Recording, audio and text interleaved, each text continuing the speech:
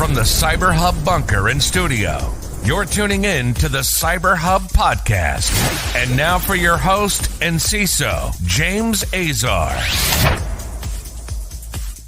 Well, good morning, security gang. Welcome to another episode of the CyberHub Podcast. We're starting the show a few minutes late this morning. Thank you for all your patience, as just we had to get the stream going and you know the good stuff that comes with modern technology. But I can't complain because we live in a modern world. It's Wednesday, August 30th, 2023. We've got a packed show, including a Reaction Wednesday today, and one of our prestigious YouTube subscribers sent the story about the UN, which I am going to react to today. So stay tuned.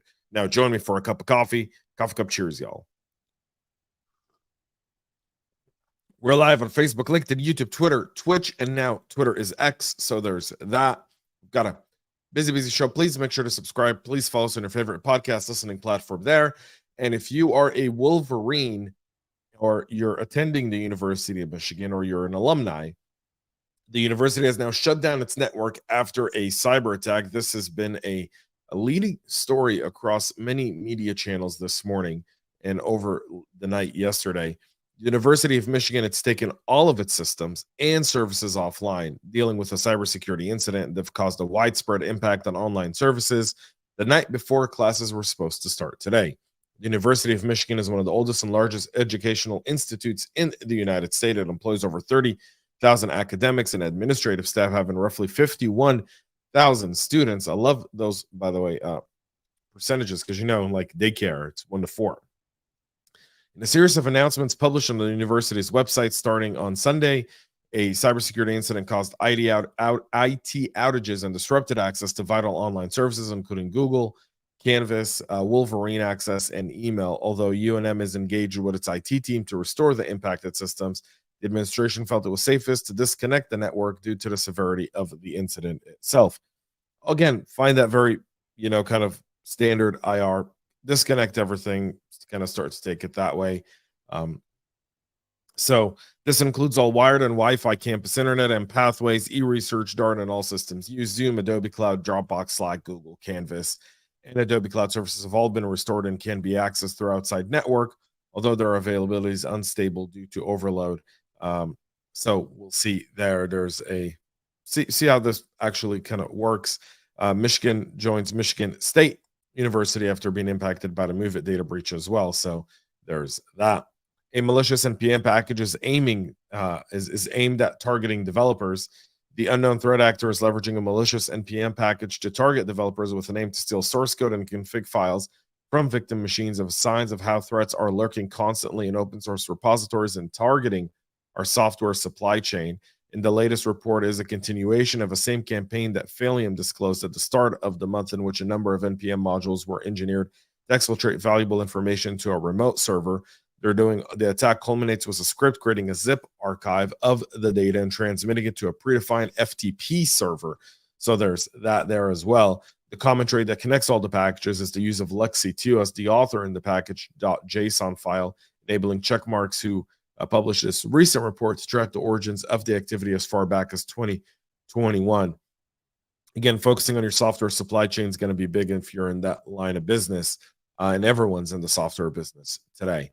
VM giant VMware on Tuesday shipped a major security update, correcting 2 critical vulnerabilities in its Araya operations for network product line. The Critical Severity Advisory VMware said the flaws could be exploited by malicious attackers to bypass SSH authentication and gain access to the Araya operations for network command line interface. VMware tagged the network authentication bypass issue with CVE 2023-34039er and applied a CVSS score of 9.8. The VMware Araya operations for network product, formerly known as Realize Network Insight, is used by enterprises to monitor, discover, analyze network and applications to build secure network infrastructure across the cloud. VMware also shipped a patch for their second bug, CVE 2023-20890, that allows an authenticated malicious actor with admin access to VMware's Araya operations for a network to write files to arbitrary locations. VMware has been struggling a bit with the Araya operation for network product. Multiple patches have been released, but at least they're on top of it there, and you just got to make sure you do your end as an operator and get those patched. Recently disclosed security flaws impacting Juniper firewalls, Openfire, and Apache RocketMQ servers are now coming active exploitation in the wild, according to multiple report. The Shadow Server Foundation said that they're seeing exploitation attempts from multiple IPs for the Juniper JWeb CVE 2023-36844 and friends targeting the WebAuth operation.php endpoint the same day as proof of concept became available. The issues tracked the CVE 2023-36844, 36845, and 36846. 36847 reside in the JWeb component of the Juno OS and Juniper SRX and EX series. They could be chained by an unauthenticated network-based attacker to execute arbitrary code on susceptible installations. Patches for the flaw were released on the 17th of August, a week after which Watchtower Labs published their proof of concept, and now Openfire with their CVE 2023-32315, a high-severity path traversal bug in the admin console that could be leveraged for remote code execution. That's also seeing some activity, according to Aqua. Threat actors associated with the KingSing malware botnet have been observed utilizing the flaw to create a new admin user and upload a jar file, which contains a file named cmd.jsp that acts as a web shell to drop and execute malware, as well as a cryptocurrency miner. And then the Apache RocketMQ CVE 2023-33246. The issue is cataloged as a remote code execution flaw impacting RocketMQ versions 5.1.0 and below. It enables an unauthenticated attacker to run commands with the same access levels as the system processor. In attacks detected by Juniper Threat Lab since at least June 19th of this year, successful exploitation of the flaw paves the way for the deployment of a bash script called RocketMQ, which acts as the downloader and the Dreambus botnet for a Tor hidden server. You want to make sure you get all of those. And then the development comes amid Rapid7's warning of an uptick in threat activity dating back to March of this year, targeting the Cisco ASA SSL VPN appliance in order to deploy Akira ransomware.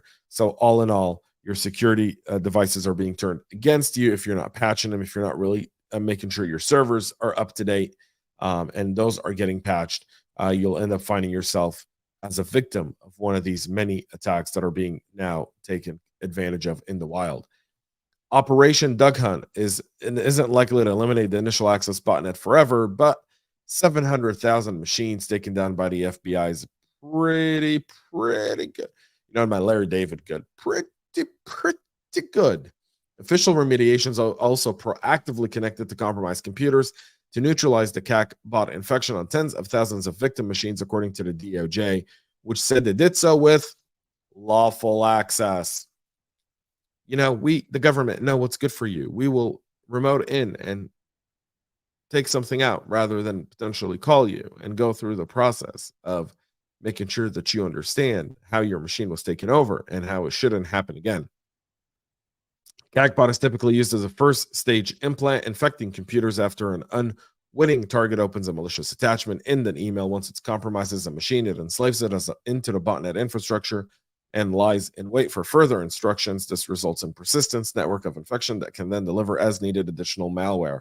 So the FBI taken over 700,000 Qakbot infected computers worldwide, including more than 200,000 in the US. These tend to affect home and business users equally, according to a Secure Work research.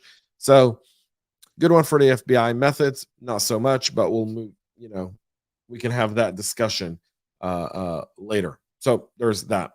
Now let's talk about China. There's a few episodes on China today.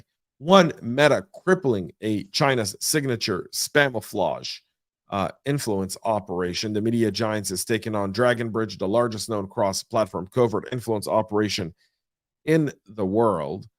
Meta has taken down thousands of accounts and pages tied to a Chinese state-backed disinformation group known as Spamouflage, aka Dragon Bridge, in the largest effort to disrupt the foreign influence campaign. In a Q2 adversarial threat report, Meta reported having deleted 7,704 Facebook accounts, 954 pages, 15 groups, and 15 Instagram accounts associated with the group. The social media giant found that the group violated its policies regarding coordinated, inauthentic behavior. For one thing, Meta's automated system detected and disabled many of their accounts. They assessed that this likely led to people behind it to increasingly shift to posting its content on smaller platforms and trying to amplify it on larger services in hopes of maintaining persistence, meaning they were going to secondary social media platforms, not X per se, but maybe like Trump's Truth Social or there's a whole bunch of them. I don't even know their names anymore because there's so many of them. Either way, in a bulletin released yesterday, Meta CISO Guy Rosen labeled Spamouflage as the largest known cross-platform covert influence operation in the world. The group is made up of geographically dispersed operators across China who appear to be centrally provisioned with internet access and content directions. Some of the members are associated with Chinese law enforcement. How's that not a surprise? Spamouflage is spread across all major platforms, X, formerly known as Twitter, YouTube, the Chinese-owned TikTok, Reddit, and many others, as well as plenty smaller and semi-localized apps like Russia's VKontakte. It targets English and Chinese-speaking audience worldwide, in particular populations based in Taiwan, the US, UK, Australia, and Japan. So there's that. Those guys have been taken down, and that's a good one. Japan's cybersecurity agency was also breached by suspected Chinese attackers. The suspected Chinese attackers breached Japan's cybersecurity agency and potentially accessed sensitive data stored on its network for 9 months before being discovered on Tuesday. Japan's National Center of Incident Readiness and Strategy for Cybersecurity announced in August that personal data linked to email exchanges may have been compromised after it was hacked in October of last year. They haven't attributed the incident. However, a report by the Financial Times citing 3 government and private sector sources familiar said with the situation said it was China that was behind the attack. It follows a recent report by the Washington Post that the U.S. National Security Agency discovered Chinese military attackers had compromised Japan's defense networks back in 2020, described it as one of the most damaging hacks in Japan's history.